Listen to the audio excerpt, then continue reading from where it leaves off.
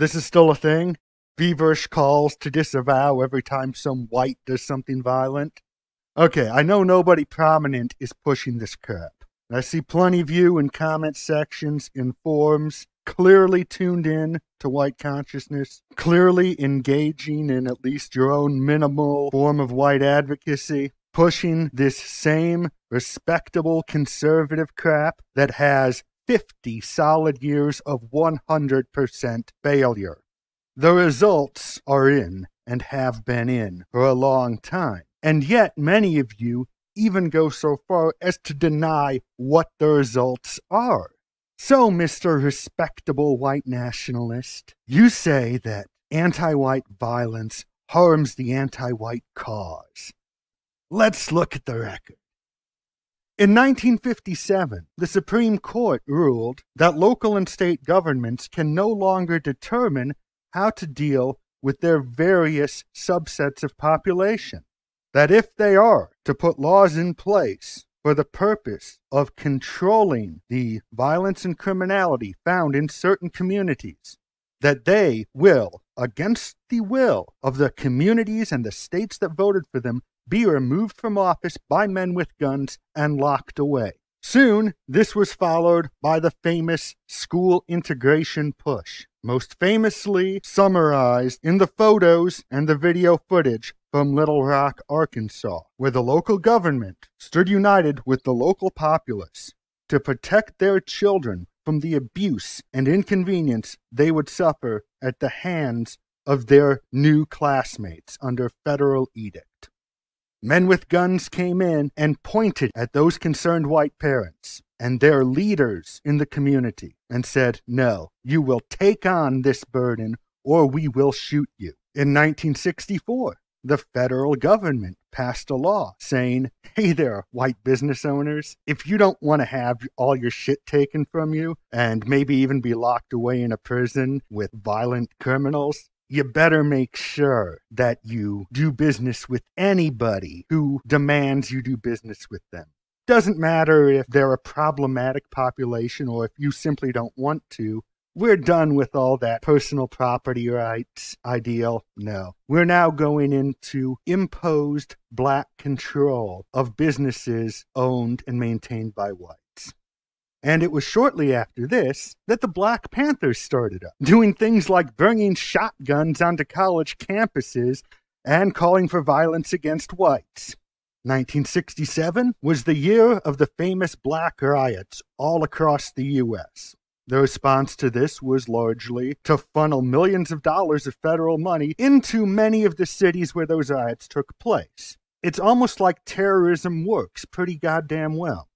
Since then, all laws which have been passed have consistently been in the same anti-white direction. At which point did any of the violence of blacks or of leftist anti-whites, whether white or Jewish or black, have any stopping effect on the progression of the further dispossession of whites from the very society, the very economy, the very nation they created, and which to this day they still maintain? Of course, you just want to indulge in unfalsifiable hypotheticals. Oh, it would be worse if they went even harder. Now, while I say unfalsifiable, and technically that is true, there are some facts which rather call that into question. There was open advocacy of everything we see today around us. In fact, of even more radical anti-white law than we have now. Things, in fact, that have been promoted by a certain former French president, all the way back into the 1920s.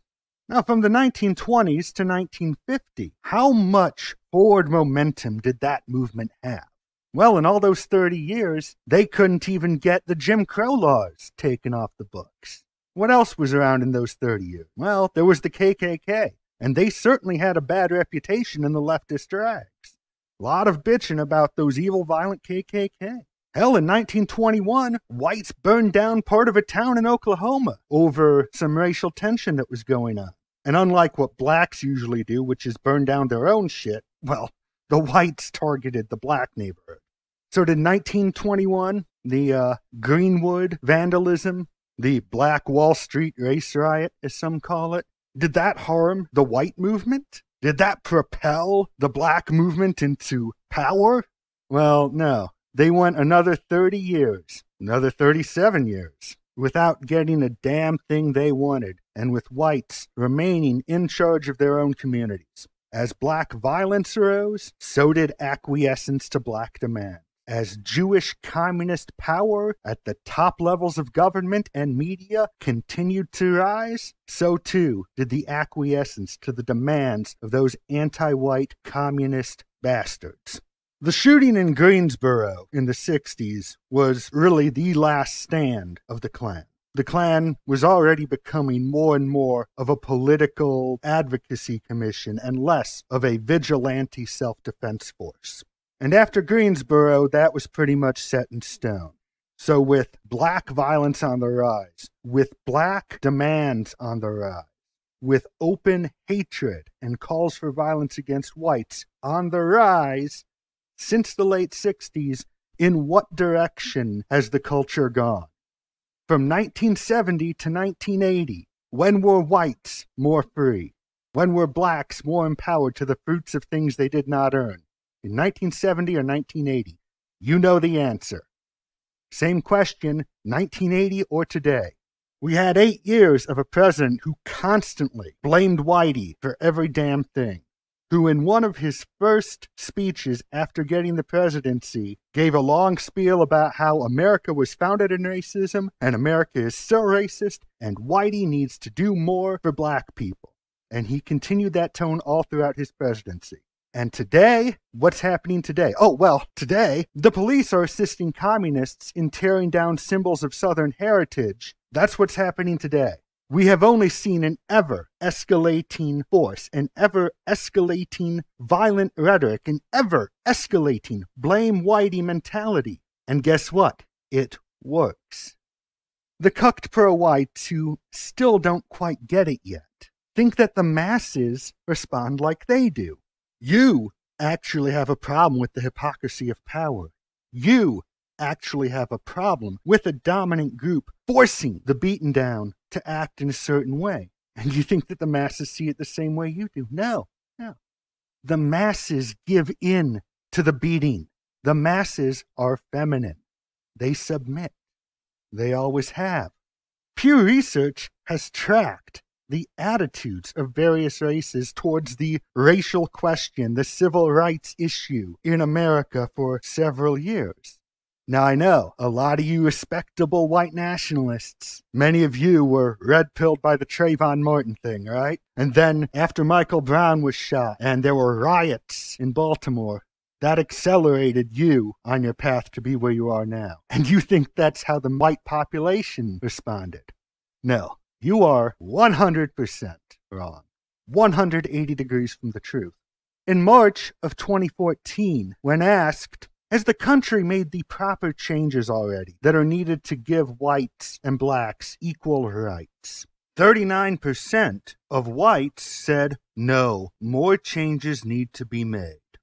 Now, after Black Lives Matters exploded, in July of 2015, after the riots, after countless calls for Kill Whitey, after polar bear hunting became a thing that people knew about, it became 53% of whites who said that. They respond to beatings with acquiescence, and they respond to the projection of power with agreement. Let's take a look at a quote from a black activist who, according to all of these naysayers, all of these, oy vey, we must disavow because that's what good, respectable people do, and that will get people to follow us, would say would be completely counterproductive. And certainly would be even more counterproductive in a society where there was still a sizable amount of race consciousness among whites. Speaking about the plague of black rioting, and here we talk about looting, arson, rape and murder, and many violent assaults. Here's what a black activist had to say. The riots are intended to shock the white community.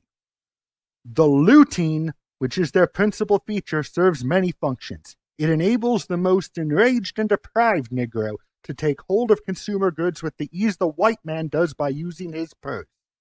So it's simply unfair that the white man who is productive enough to trade for these things and be able to afford consumer goods from the fruits of his labor should have more ease than the black man who doesn't produce enough to afford these things. There's a type of justice in just taking shit from each according to his ability to each according to his blackness. Now this black activist goes on. A profound judgment of today's riots was expressed by Victor Hugo a century ago. He said, if a soul is left in the darkness, sins will be committed. The guilty one is not he who commits the sin, but he who causes the darkness. It's all your fault, Whitey. When a black man goes and targets a white woman for rape, that's your fault. When a black man burns down a city block, that's your fault. But why is it your fault? He explains. The policymakers of the white society have caused the darkness. It is incontestable and deplorable that niggers have committed crimes, but they are derivative crimes. They are born of the greater crimes of a white society. Oh, I wonder what these crimes are. Let's see. Day in and day out, the white man violates welfare laws to deprive the poor of their meager allotment. He violates laws on equal employment and education and the provisions for civic services. Oh, right. So when the white man doesn't hand enough of his gives-me-dat over to the black man, when the white man chooses to do business the way he wants instead of turning his property over to black men, the derivative crime from that is black men going around and burning down cities. So surely this is something that held back the civil rights movement. I mean, this must be a man who has been disavowed and spoken of in negative terms by the mainstream of today. Maybe someone like Bobby Seale. Oh, wait, no. Bobby Seale is considered a hero of the civil rights movement. Bobby Seale explicitly called for violence against whites, and he is considered a great man and a great civil rights leader. Well, maybe it was Eldridge Cleaver? Oh, wait, no. Eldridge Cleaver, also a hero of the civil rights movement. Eldridge Cleaver, a serial rapist who wrote that he raped white women as a political act. And not only are the mainstream leftists very much fans of Eldridge Cleaver, but he was even allowed to run on a Republican Party ticket in his later life. Hey, look at this based black rapist with an elephant pin. Fucking based. Well, maybe Malcolm X? No, Malcolm X is likewise regarded very highly. And even the Republicans, your Fox News types, they tend to go with the whole Malcolm X reformed himself and realized that white men really weren't the problem. And he became a colorblind, peaceful man, just like Martin Luther King, the saint of race relations. Well, maybe this was Nelson Mandela. No. Nelson Mandela is, again, a saint who is held up as a great man of peace, even though he himself wrote that he took part in the planning for bombings calculated to cause the most death in populated public areas. Gee, I'm sensing a pattern here. It's almost like violent people get a whole hell of a lot of praise and are in fact held up as the icons of the successful thing that is brought forward. Huh. Okay, but who is this quote come from? Oh, yeah. It's Michael King himself. Right? You remember Michael King. He's the guy that the Fox News Channel is the biggest fan ever. The guy who people like Glenn Beck and Sean Hannity just can't suck off quite enough to satisfy themselves. Because of one line of one speech that some Jew told him to say. And yet, St. Michael King was out there at the forefront, doing exactly what a prominent figure in the alt-right just said we should do with violent whites. To blame their actions upon our enemies. It's almost like that guy was right, and you're a bunch of goddamn idiots. Now, I would call this Rule 4, but since when has pacifism ever been a standard of the right wing? Good old poster boy for the respectable conservative movement, William the Cuck Buckley. He didn't purge people for being violent.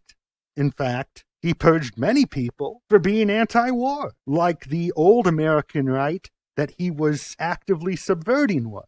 whether they were principled libertarians or just good old-fashioned American nationalists like Charles Lindbergh, who surely would have been one of the first on Buckley's chopping block. Now at this point, some of you, I am sure, are tempted to ignore the statistical trends I pointed out. Yeah, great going, race realists. And switch to some anecdotal experiences you have. You want to make a base Neil Tyson meme all of a sudden, right? And say, but so many people have woken up since BLM came on the scene. So what's the difference between today, when there is some awareness out there that, hey, Mika Johnson was in line with BLM philosophy, and let's say 20 years ago? What's the difference? After all, back in the 90s, a guy named Colin Ferguson got on a subway and shot a bunch of people after writing a screed about how evil, racist white people are. That part never really made big news. Even the right-wing media, which, if you mean right-wing broadcast media on the national level, consisted of Rush Limbaugh only, never made mention of this, because they probably didn't know. This was a fact that was reported on at some point, but quickly hushed up.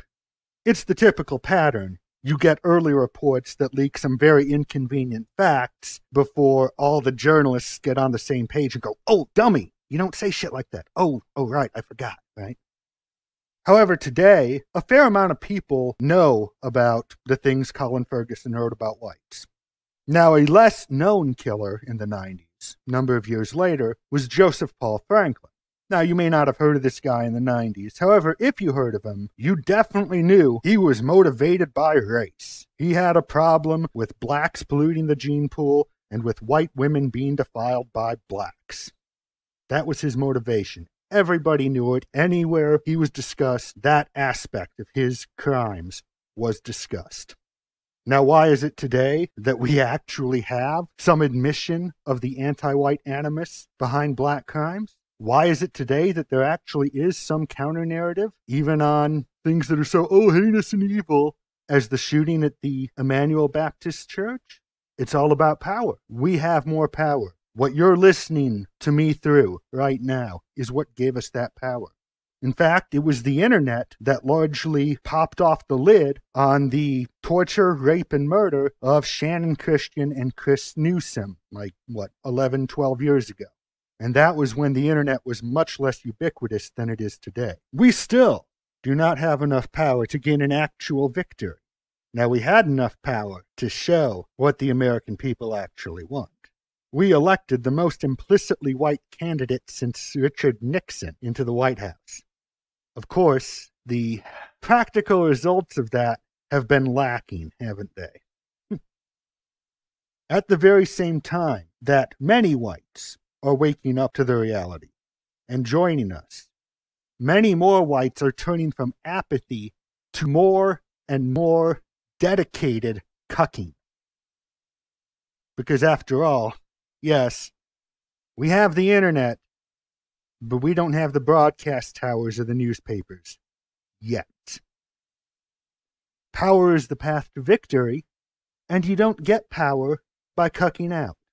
There's a YouTuber who got a visit from the police not too long ago because he lives in Germany, and he made a video defending the official Holocaust German government-approved narrative from the claims of skeptics. If he had kept his mouth shut, the police would not have come to his door. We've all seen the hilarious footage of whites having their crap stolen or getting the shit beat out of them because they went to a Black Lives Matter rally and got kicked the crap out of for being white, which is fucking awesome. We've all seen it. Cucking never helps. 50 years of failure have shown us that this respectable crap doesn't work. 50 years of our enemy's success has shown us that violence and being perfectly willing to forgive or even praise the people who do violence in your name doesn't hurt. The polls of white America show that even today, when awareness of the reality is rising, normies respond to more pressure with more submission, not with fighting back. They will fight back under our control, under our command, when we have sufficient power to push them in that direction. Victory is never won by following the advice of your enemies, especially when you can look right at your enemies and see they follow none of that advice. They tell you we can do this by having a tea party because they don't want a revolution. Disavowal is for cucks. Cucking never pays. Struggle brings victory. Hail victory.